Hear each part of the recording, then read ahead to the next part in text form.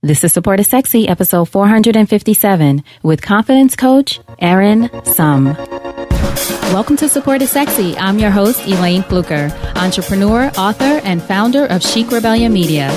5 days a week, Monday through Friday, I bring you inspiring women entrepreneurs who share their wins and lessons to help you take your business to the next level.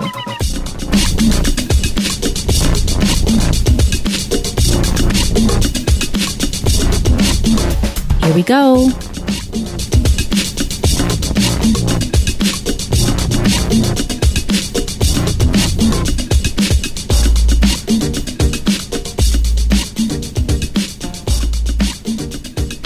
Hi, everyone. Welcome to a new episode of Support is Sexy. Happy to have you here because it just would not be the same without you. And if you are a woman entrepreneur, you're handling your business, but maybe you're feeling alone, isolated. Maybe you're an entrepreneur who's an online entrepreneur. We tend to work alone a lot. You don't have to do that. You can be connected to other women entrepreneurs around the world by joining the Support is Sexy Mastermind. This is very much a part of my movement this year. This is very much my focus. I want to make sure you and I and everyone within the sound of my voice, if you're a woman entrepreneur and you don't have a mastermind or a group of women or a couple of women, whoever you're a part of, I need you to be in a group of people who support you. It's what we're all about around here, right? Support. And the Support is Sexy Mastermind is a global community of women entrepreneurs, so women all around the world who come together in different ways, share information in different ways. You have access to a membership site that has tons of great content, in addition to video workshops that you receive every month from a woman entrepreneur in different areas of business to tell you how to build your business, grow your business, make money in your business, have a heart-centered business if that's something that's important to you. Take care of yourself. That is something that I want to be important to you. These resources are things that I'm providing to you, again, so that you don't feel alone. So if you're interested, I want you to go to supportissexymastermind.com, see what we have to offer, see if it's a fit for you. In fact, you can try it for a month for free. Special offer for Support is Sexy listeners. Supportissexymastermind.com. Get in a global community of women who support you. Now, if you are a woman entrepreneur, and you probably are in the beginning stages, end stages, whatever stage of your business you're listening to this podcast, you are probably a woman entrepreneur. But have you ever been told that you're too shy or too sensitive or made to feel like being an introvert is some weird thing that no one else understands? Obviously, you can see this is a problem for me. It's an emotional trigger. I'm working through it. It bothered me so much when I was younger, as you will hear in this episode. But if this is you and maybe you're having some different struggles with getting out there and being confident, because as an entrepreneur, a lot of that is involved in it, right? Even if you consider yourself a quote unquote behind the scenes person, you usually have to engage with someone. No need to worry. We got you covered because Erin Summ, our guest today, is a confidence coach. And yes, confidence can be learned. In fact, that's one of the things that we talk about in this episode.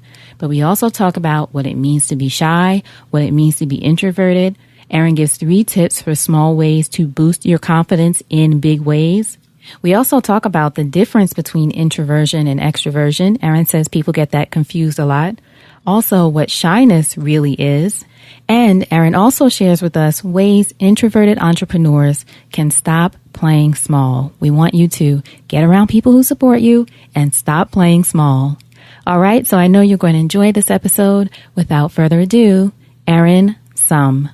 So, Erin, thank you so much for joining us for an episode of Support is Sexy. I'm excited to chat with you. Thank you so much for having me. I'm excited as well. Of course. So our first question, when did you first fall in love with entrepreneurship? Well, I've actually kind of always been an entrepreneur. You know, I was one of those kids who always had the lemonade stand, or I made friendship bracelets, or I would go to the school and make lanyards and always take orders, you know, what color do they want and different things like that and sell stuff. But as I grew up, I always knew that I wanted to make a big difference and really help a lot of people. And I got a psychology degree in college and I found coaching, and I just fell in love with the idea of coaching and the way we can really help people move forward in their life very quickly and really help change people's lives. And so I really fell in love with the idea of coaching and being an entrepreneur that way. probably about 10 years ago. 10 years ago. So what was it? Well, first, where did you grow up? So I grew up in Woodland, California. It's near Sacramento. Okay. Now, what would you say a young Erin was like? Clearly entrepreneurial, but what were you like as a child? Right. Well, I actually grew up very shy. Once I warmed up, I was okay. But I remember even people that I loved dearly that were friends of the family, I would be very shy around in certain times. And I always knew, even as a really little girl, that I was put on the planet for a big reason, that I had a fire in my belly, that I wanted to make a big difference. But I always was really shy. But even though I was shy, I always held a bigger vision for my life. So I may have been scared certain times, but I always went for the things that I wanted. So for example, in elementary school, I found out that there was a group called Kids for Saving Earth Club, and we could have our own chapters. And so I decided to start my own chapter because I was really passionate about the environment.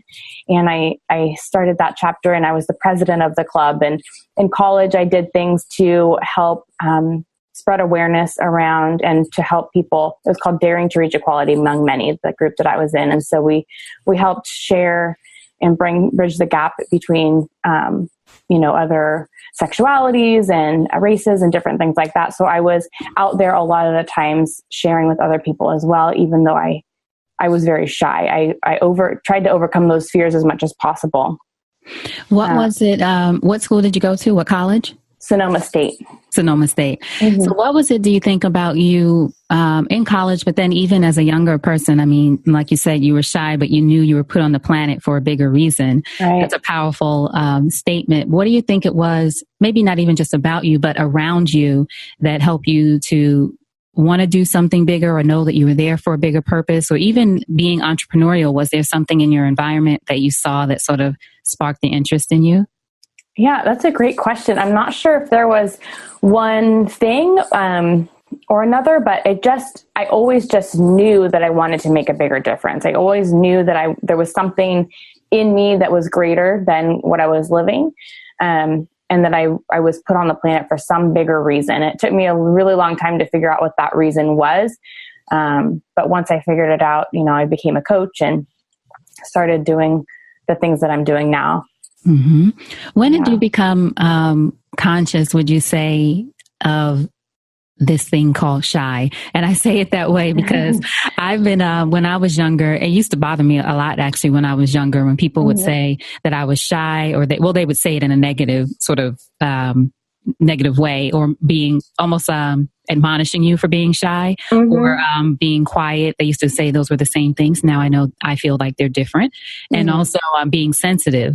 So for a long time, those were things that I didn't like about myself. Oh, I'm shy. Everyone says I'm too shy, or why am I quote unquote acting shy, or I'm too sensitive. So I'm just curious for you.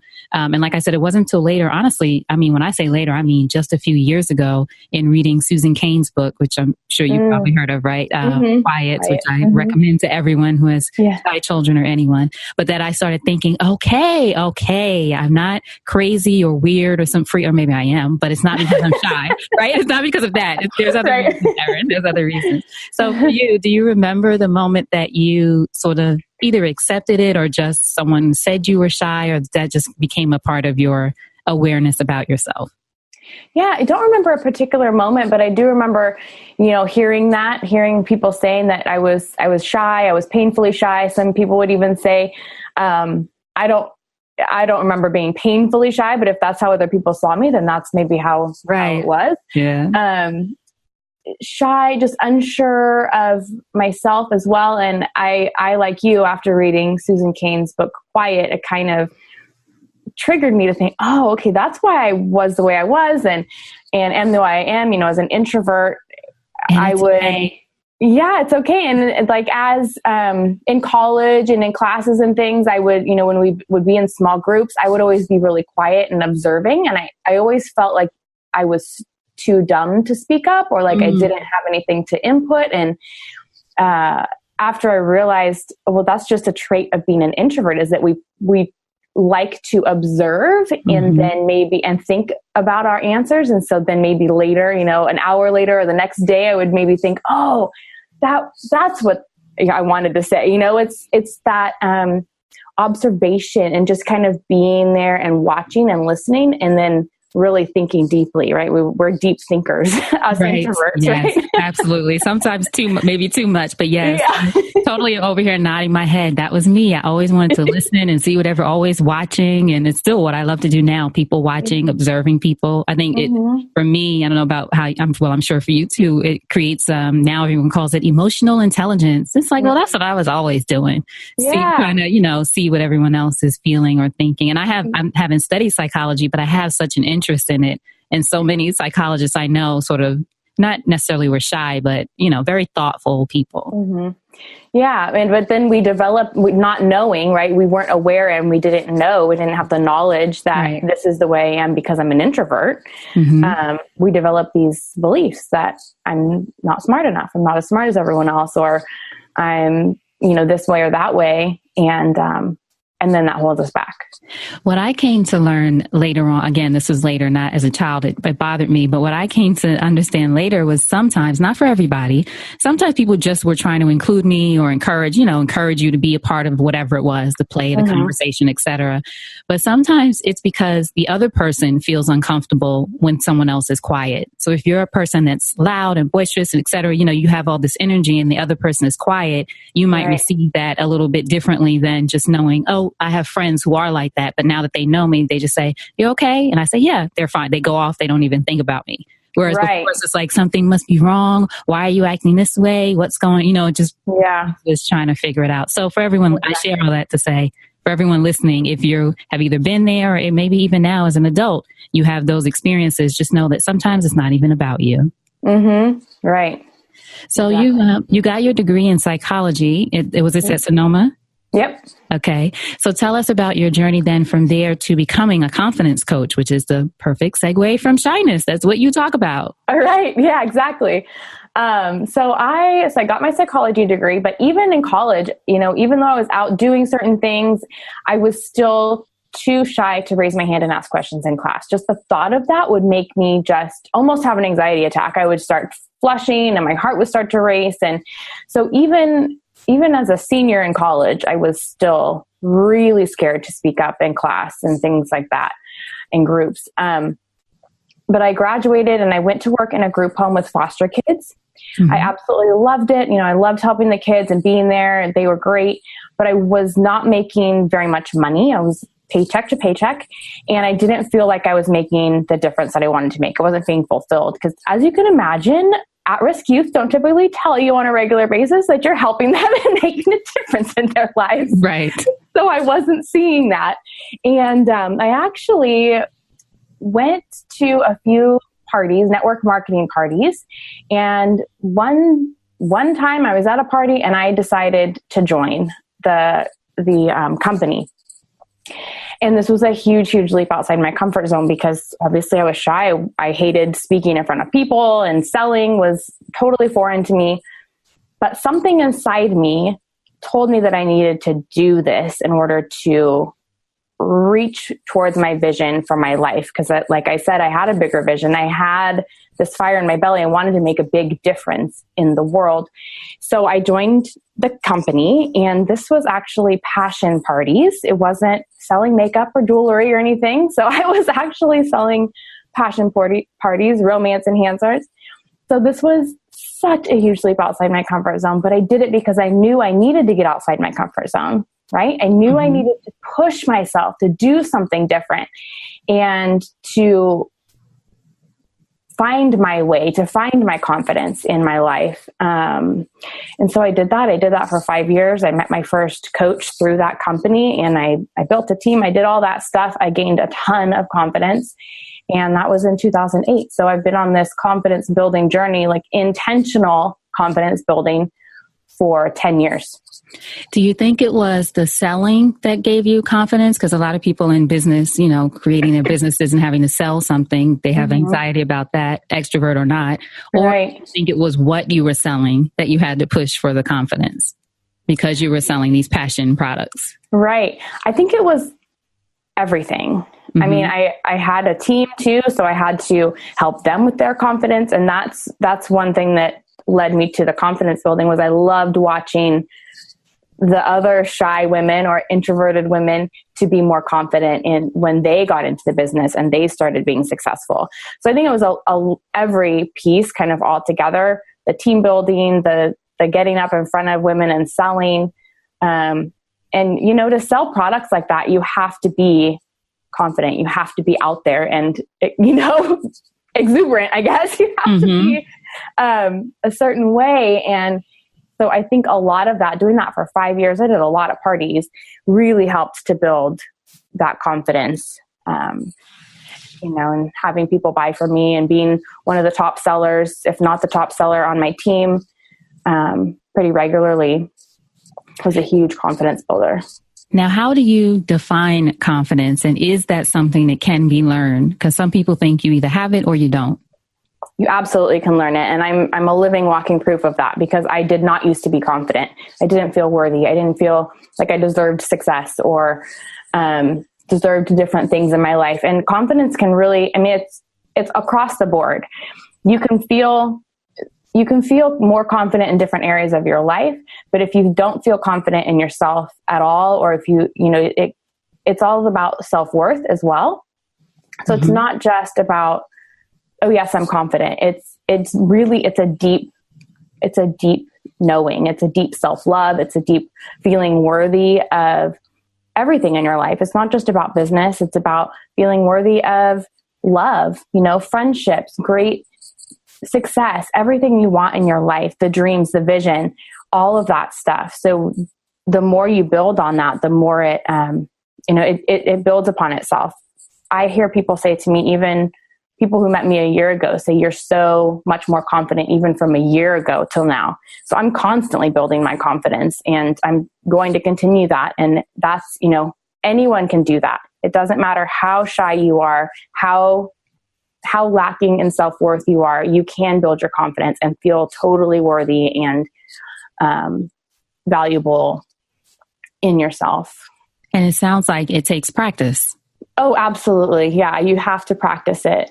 And there's going to be times where your confidence might wane a little bit, but the more you practice that and the more you work on yourself and do that inner work, the more you're going to be confident on a more regular basis. The less things are going to bother you so much. You might have, let's say, for example, we're all in business. There's going to be people at some point or another in your business or in your life that are going to criticize you or not like what you're doing. And the more confident you are in yourself, the more you build that, it might still bother you, but you're going to be able to let it go so much faster. It's not going to shut you down, like maybe it would when you're not so confident, and you don't have so much belief in yourself. So the more you build the confidence, the easier it's going to get to let things go, to grow your business, to grow everything that you want in your life. What would you say are 3 tips then for us to boost our confidence that can result in big shifts over time? Yeah. Well, the first one is to get out of your comfort zone. And you don't have to take massive leaps like I did. I've taken lots of big leaps, but I've taken a lot of little tiny baby steps as well. And that's really important to know too, is that you can take lots of little tiny baby steps, like the tiniest little steps. Lots of those will build over time to make big shifts and changes in your life, in your business. What might those baby steps look like? Like for someone who, if I'm here listening to this and I'm shy or quiet or whatever, and I'm nervous about just taking that first step or not knowing what that first step could be, just to step out of my comfort zone. Is it just doing something that I feel like I would never do normally? Yeah. And it could be it depends on your level of shyness or your level of confidence. But, if you're really shy, you're really not confident, you're really fearful, it could be just saying hi to a stranger at a coffee shop or on a walk in your neighborhood. That could be your baby step. It could be picking up the phone and making a phone call. It could be going to a networking event. It just kind of depends on your level of confidence. I've had people, I run a meetup group, and I've had people text me afterwards and say, I actually drove all the way there, parked, and then got so scared that I went home. So that might not be their baby step, right? That feels like a bigger leap to that person. So it kind of depends on where they're at in their journey. Such a good point. Thank you for sharing that, because as you mentioned, just the saying hi one, it's funny, the first one you mentioned, I went through this program called Momentum, which I talk about quite a bit on the podcast in New York. It's like a personal development workshop is what I call it. Very powerful. But one of the things that came up for me was just, I don't know if this being a New Yorker, but one of the things for me is just how much I didn't interact with people as much as I thought throughout the day. And that wasn't just shyness. That's just, you're moving about, you're focused, you're not thinking about anyone else. So one of the challenges though was, as you said, to say hi to people in your neighborhood throughout your day, etc. And I remember I went out for a run one day in Brooklyn during the day, and I was doing that to people on the street, smiling, saying hello. And I could see, it's funny, not even just for me, it felt good to me, but the response in a lot of them was like, oh, some people were surprised, like, why are you talking to me? Other people were like, oh, hello. It just changed. It literally shifted my day and hopefully theirs. So that is a great challenge. I mean, these days we're not used to other people saying hello to us, right? No, even in southern cities now. I'm in Atlanta now. Even here, I was like, what happened? I thought everyone used to say hello, but so that's a good one. That's a good one. All right. What's another one? Another tip. One of the things that I do with my clients is to have them create their vision. I have them look at their big vision for their life. I help them grow that vision, because if you don't have a vision, or you don't know where you're going, right? If you get in the car for a road trip and you don't know where you're going, you could end up anywhere.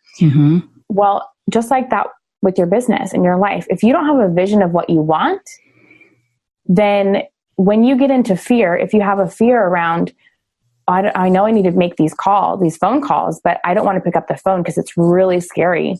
If you don't have a vision, then you're never going to do it.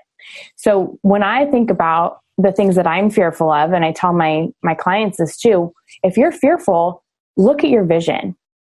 Who's on your vision? What are you doing this business for? Because when you start looking at your vision and you go, well, if I don't do these things, then I'm never going to create that life that I want. It's going to help you to keep moving forward. And putting people on your vision. I have my vision boards right in front of me that I'm looking at. Me too. Yay. Love a good vision board. Yeah. So if you have, if you're just doing something for yourself, the majority of the time, you're going to fall off. You need that external motivation. Yeah, because we will fight till the ends of the earth for somebody else that we love, but we tend to fall off of our goals if it's just about us. So put on your vision board the people that you want to help, the people that you're doing it for. If it's your family, put your family on your vision board. What are you doing this for? Are you want to send your kids to a really great college? Or do you want to take a super awesome vacation with your family? For me, I don't have a family or a significant other at this time. So I focus on my clients. What can I be doing? What are they going to be missing out on if I'm not doing my thing? Right? It's all about service. That's a good one. Yeah. So the vision is a really big one. Excellent. Yeah.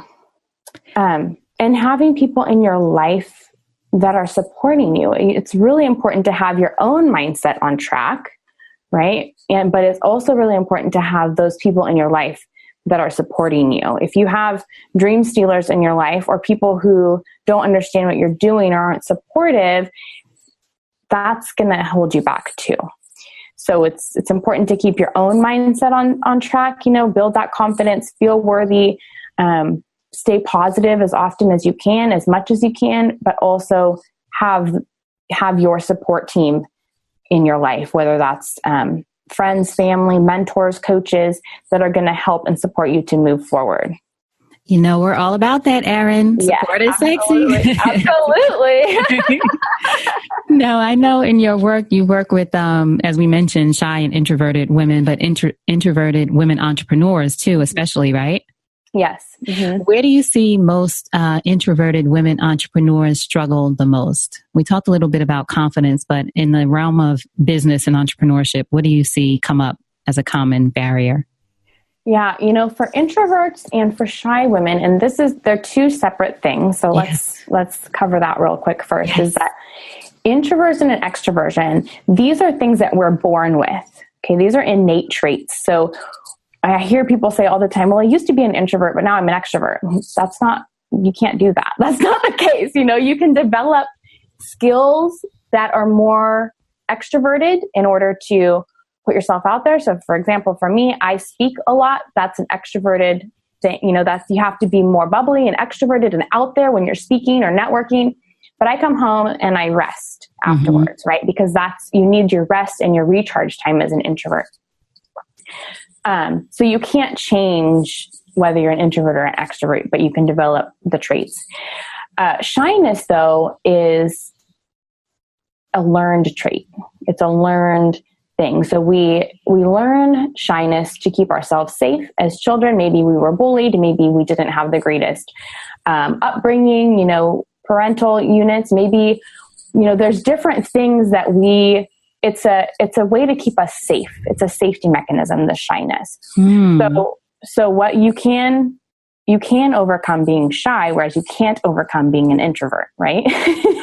Okay. I never heard that before. It's a safety mechanism. Okay. It's a safety mechanism. Yeah. So we might, maybe there was turmoil in our family, for example. So we kept ourselves small and hidden in order to avoid being, in that turmoil. It could be, for example, there's lots of different reasons that people become shy, but we're not born shy. So going back to change somebody, you just bless somebody's life right there. Right? Oh my God. Yes. I'm thinking okay, makes sense. All right. Yeah. And you can, some people are still shy. Like sometimes I still have some shyness in some areas of my life and not in others. And so we got to, pay attention to that. How can I overcome the shyness in this area of my life? Right. And maybe we're more confident in some areas of our life than others. And so looking at those areas, becoming aware of them, and then trying to break through those areas and build the confidence in those areas. And I think knowing just what you mentioned, that it is a learned behavior, will hopefully empower the women listening who feel that way to know that you can overcome the shyness. To know that you can overcome it. It's just like, oh, I'm just shy. This is the way I am. It doesn't have to be like that. Exactly. Yep. Yep. Now you asked me a question, and I know it's totally sidebarred. And what was the question? Making it personally, because I'm making it solely all about me. No, about women entrepreneurs, introverted women entrepreneurs, and where they struggle, and where you see it most. So you were telling us though the difference between shyness and introversion and extroversion. Right, because sometimes I hear women will say, "Well, I'm an introvert, but I'm not shy." Well, yeah. When I say shy or introverted, I don't mean that you are both necessarily. It's not one or the other. There are shy extroverts too. But one of the things that introverted women entrepreneurs struggle with is that they fear criticism. They fear putting themselves out there and then being criticized or judged. And so they tend to hide more, right? They put up that shield. They may not put their full selves out there because they fear being criticized for who they are and judged for that. So Erin, I feel like I'm going to have to send you a check after this. This is like a therapy session. Girl, it's too much. Right. No, that's true. That's true. It's funny because I honestly just did an episode. Okay, this is the last time I'm going to talk about me. But I honestly just did an episode talking about standing in the light, because I've heard in many different ways about some people. One is my coach, and some other people just about me playing small in my business, where I think I'm doing, as an introvert, I think I'm doing all these things. But they have pointed out some spaces to me where I'm like, okay, that's true. Yeah, I am still hiding and wanting to feel safe. All righty. So now speaking about safety, one of the ideas mentioned on your website is you helping women feel safer being themselves. So why do you think we sometimes don't feel safe being ourselves? Is that part of introversion or just in general? I think it's a little bit of both. Especially more and more these days, especially with social media, when people say really nasty things on social media, and we see that and we get scared, of, well, if I put myself out there and somebody criticizes or judges me, that can be really painful. Right. So we tend to hold back because if we put our full selves out there and who we are and we get judged for that, that's really, really painful. But if we fake it, right? If we pretend about who we are and we don't put our full selves out there, we play small, we hide, and we get judged or criticized for that, we can say, well, that wasn't really me. So it's not as painful. That's my personal. Yeah. Do you find that sometimes though, the fear of rejection can be something even deeper? Yeah, I think, it can come from childhood as well. A lot of people get bullied, and that can be really painful too, to relive those times.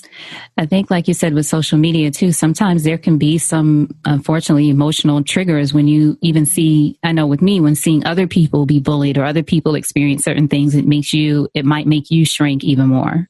Right. Yeah. What would you say has been a breakthrough for, of course, you don't have to tell us who your client is or even the specific circumstance, but what is a breakthrough that you experience with helping the women that you work with, as far as either gaining their confidence or breaking out of their shell or whatever it looks like? What's a story that you could share with us of just how someone has evolved by working with you? Yeah.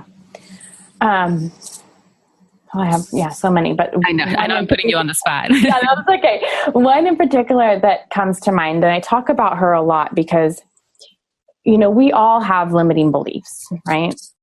And if we aren't aware of these limiting beliefs, they can be lodged way in the back of our unconscious mind or our subconscious mind. And if we don't know they're there, it's really difficult to move forward.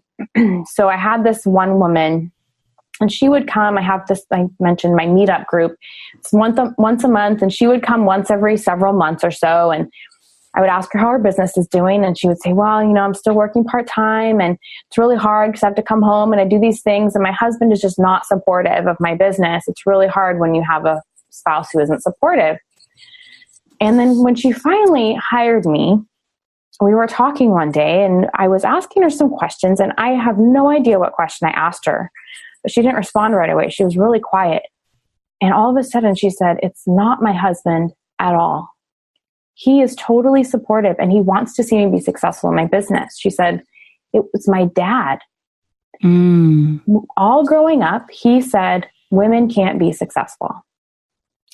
So she grew up with this message of women can't be successful. And he even went as far as to quit a job when he had when a woman had become his boss. And so she had this deep ingrained way lodged in the back of her subconscious mind saying women can't be successful. And once she became aware of that, she said, oh my gosh, my husband is super supportive of me. And her father, by the way, she was in her 50s, and her father had been gone for over 20 years. But still had that hold over her. She still was stopped by that. But as soon as she was able to recognize that she had this belief that was holding her back, her confidence went way up. She started speaking and training and doing classes and all these different things way outside her comfort zone, but she was able to do it because she didn't have that belief back there.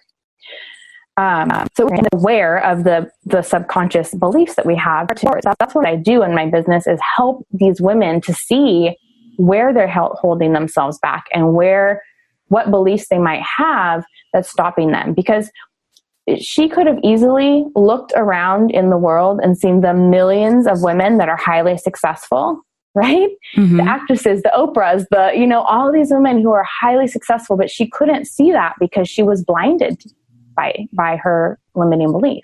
Right? That's such a great example. Thank you, Erin. That's a good one. And I think one calling to mind just for us to be aware of limiting beliefs, but more than that, the fact that, as you said, you asked her a question, which you don't even remember what the question was. You never know. But I mean, saying that to say you don't never know what's going to trigger someone to have the breakthrough. But it's so important. I have a coach. I've been talking about coaches a lot and counselors and things, as you are.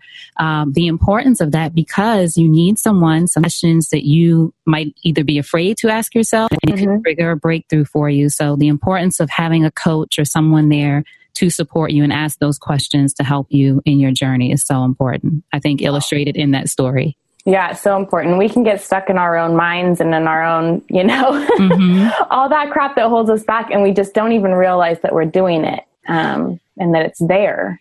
Yeah, one of the sayings that a couple of women have said on the podcast that I use a lot now is you can't read the label from inside the jar. And when I heard that, I was like, oh, yeah, I know. It makes so much sense. Yeah. So what would you say your support network looks like these days? Yeah, well, I also have a coach. It's awesome. I notice when I don't have a coach, things go much slower. It's much more difficult, that I have a coach, and it's just like things go so much more quickly. It's much easier. It's great to bounce things off of and get an outside perspective, right? Mm-hmm. And I have a great support network as well. Friends that are also entrepreneurs that I can call and bounce stuff off of, get support when I'm feeling when I'm having a bad day or feeling down, which is so important for us as entrepreneurs. We need that support network. We, as women, we tend to want to do everything by ourselves. Mm-hmm, we that's think right. we can do it. I can do this by myself, right? Right. I always say, get over I got it syndrome. Get some help. Yeah, we need support. There's so much stuff to do. There's so many ups and downs and twists and turns. We need to have that support all the time. So, get yourself a mentor, have those people that you can call up and talk to and talk you off the ledge if you need to, Mm-hmm. So yeah, I have lots of people that I can call on to support me and give me advice and help me in whatever ways I need, from coaches to mentors to friends. And, it's so important. Get out there, go networking if you need to. If you have some people that you've met online, do that. I know some people are in locations where they can't really, there's not much networking going on. So network online, turn that into a networking event, make friends that you can communicate with. That's right. And do people, your clients normally, do you work with people one-on-one? And then I know you do speaking and things too, but is mostly working one-on-one the way you have your business set up?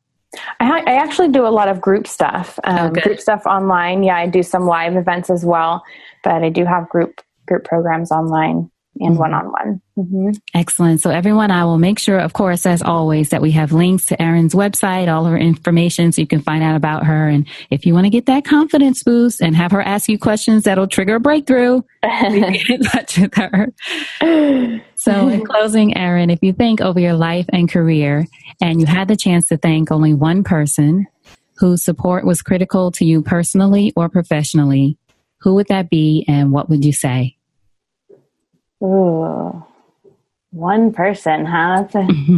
That's a tough one to choose one person. I would say, there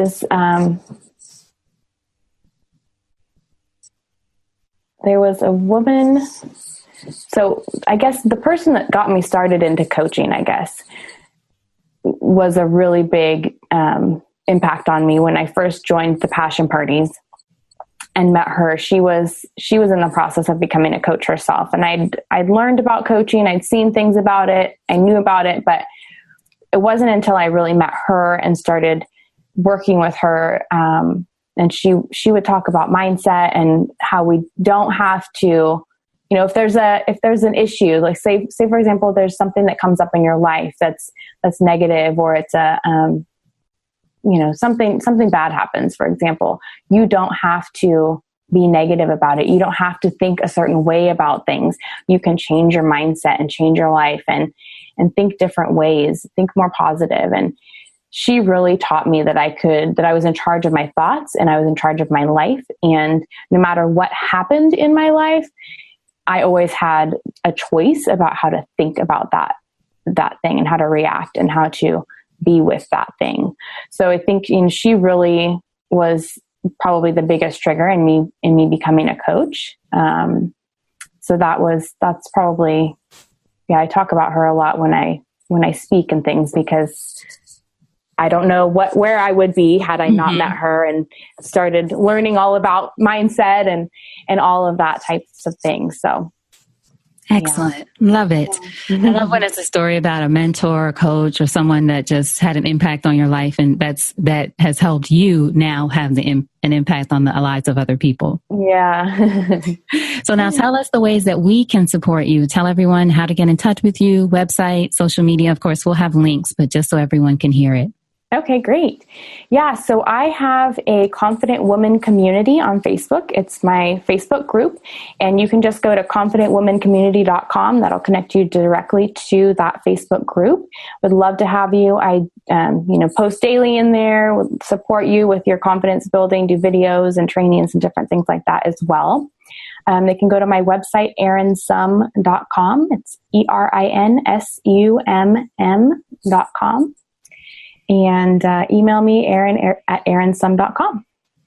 Erin at erinsumm.com. So we can put that, right? Erin and Erin. Okay. I always like to double check. Yeah. Sure, good.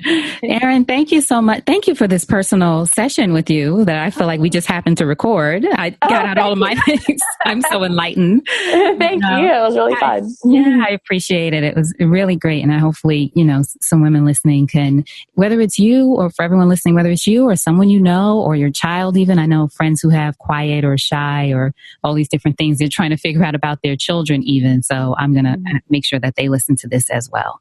Yeah, great. Excellent. Thank you so much for having me. Of course. Now, before you go, what's a parting piece of advice from you to our listeners about anything? I would say that, just get started. There are people out there that need you and what you do, and they're waiting for you, and they need your value. They need who you are out in the world, because you are the only one that can do the things that you do, and you're the only one that has the wisdom that you have. So stop hiding and get out there and do your thing, because your peeps are waiting for you. Excellent. Erin, thank you so much. Hold on just a second. Okay, thanks. All right. I hope you enjoyed that episode with Erin Summ. I hope you got some tips too. If you're introverted or shy, no need to worry. Erin gave you some tips on how to work through that. Now, to find out more about her, to get in touch with her, to get the links, contacts, anything mentioned in this episode, I want you to go to supportissexypodcast.com. Go to that search icon at the top and just type in Erin, ERIN. Her show notes page will come up with those links and resources and the ways to get in touch with her. Supportissexypodcast.com and just search Erin. Thank you so much for being here. I truly appreciate you. I love to make sure that you and I are connected. So if you're not already, let's connect on social media. I am at Elaine Fluker at Support is Sexy. I'd love to hear from you. Now, until we chat again, always remember that you deserve support. And I'll talk to you soon. Take care.